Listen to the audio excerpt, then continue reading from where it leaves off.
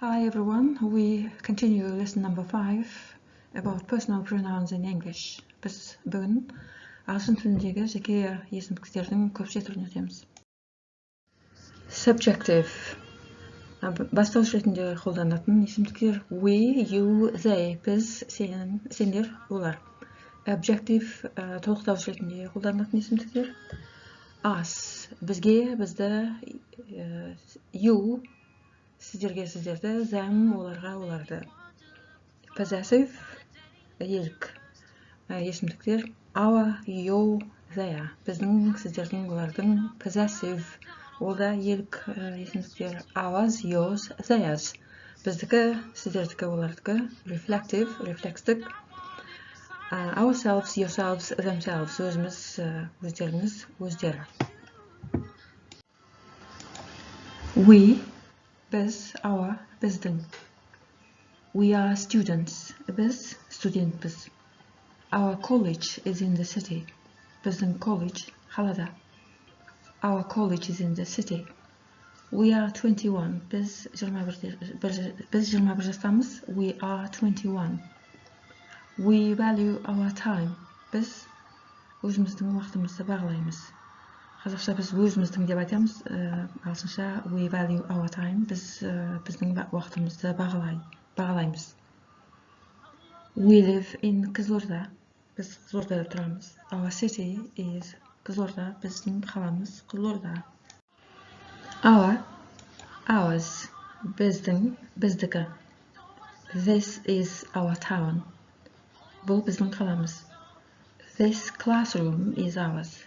Мына класс бөлмесі, сынып бөлмесі біздікі. That is our house. Со арадағы біздің үй. These desks are ours.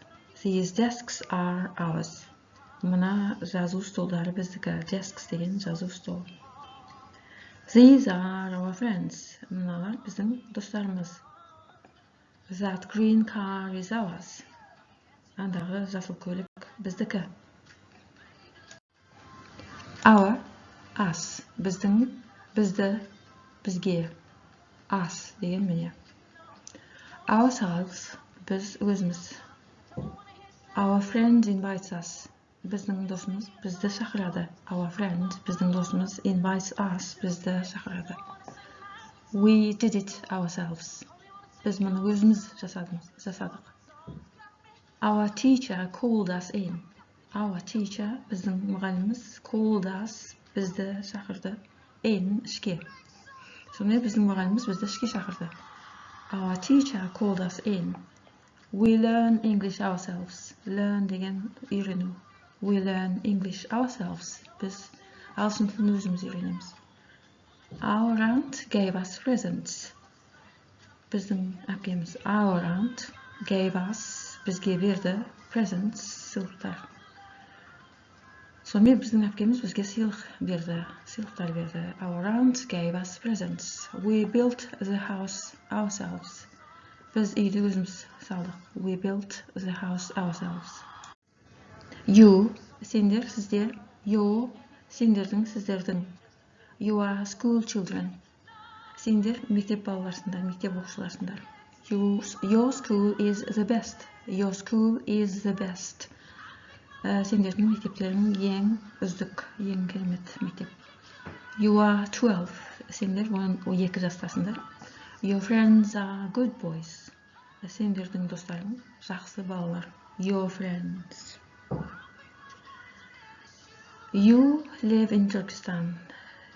Сендер Түркістанда тұрасыңдар. Немесе сіздер Түркістанда тұрасыздар. Your city is Turkestan. Сендер тұратын қала Түркістан. Немесе сендердің қалаларың Түркістан. Your, yours. Сендердің, сіздердің. Yours, сендердікі, сіздердікі. These are your phones. Мыналар сендердің телефондарың. These phones are yours. Мына телефондар сіздердің телефондарыңыз. Мен сендердің немесе сіздердің деп айта беремін, бірақ екеуіне де осы сөздер жарайды. Those are your chairs. Андағылар сендердің орындықтарың. These chairs are yours. Мыналар сендердің орындықтарың. Мына орындықтар сендердікі деген сөз бұл сөйлем. These chairs are yours. These are your meals. Мыналар сендердің астарың немесе тағамдар. Meals. Those meals are yours. Андағы тағамдар сіздердікі немесе сендердікі. You. Сендерді немесе сендерге. Yourselves, өздерің, сендер өздерің. Your friend invites you, сендердің достарың сендерді шақырады, немесе сіздердің достарыңыз сіздерді шақырады. You teach yourselves, сіздер өздеріңізге үйретесіздер. Your mom takes you to school. Your mom, сендердің аналарың, takes you, сендерді апарады, to school, мектепке. Сонымен сендердің мамаларың сендерді мектепке апарады. Your mom takes you to school. You learn the driving rules yourself. Сіздер жүргізу ережелерін өздеріңіз үйренесіздер. Learn driving rules yourselves. Your aunt visits you. Сіздердің әпкелеріңіз сіздерге қонаққа келеді. Your aunt visits you. You read yourselves. Сендер өздерің оқисыңдар. You read yourselves.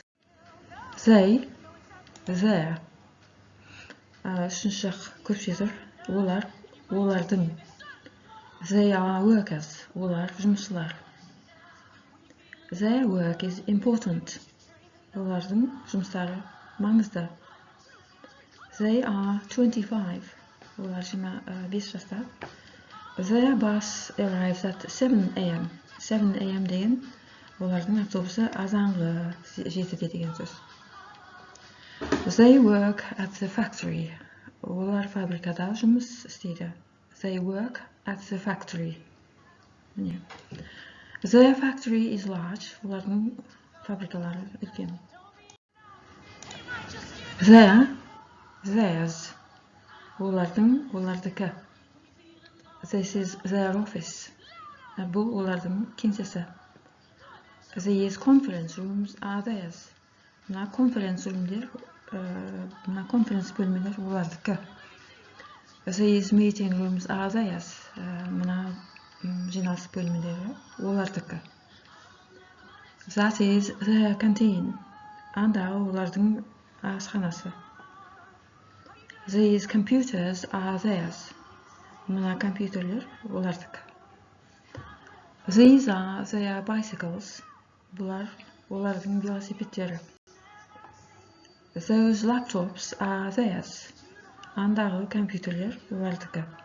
Laptop деген, lap деген тізе деген сөз, топ деген тізенің үстіне қоятын, ашылып жабылатын кішкентай компьютерді сол laptop деп атайды. Their, them. Оларды, оларға. Themselves, олар өздері. Their friend invites them. Олардың досы, оларды шақырады. Their friend, олардың досы, invites them. Оларды шақырады. They drive the cars themselves. Олар машинаны, жеңіл көлікті өздері айдайды. They drive the cars themselves. Their coach trains them every day. Their coach, олардың тренері, олардың жаттықтырушысы, trains. Тренер деген сөз, осы train деген сөзден барған. Trains жаттықтырады. Them, оларды, every day, күн сайын. Олардың жаттықтырушылары оларды күн сайын жаттықтырады. Their coach trains them every day. They can't train themselves. Олар өздерін жаттықтыра алмайды. They can't train themselves. Their manager visits them. Олардың менеджері оларға барады. Their manager visits them. They prepare for exams themselves. Олар емтихандарға өздері дайындалады. They prepare for exams themselves.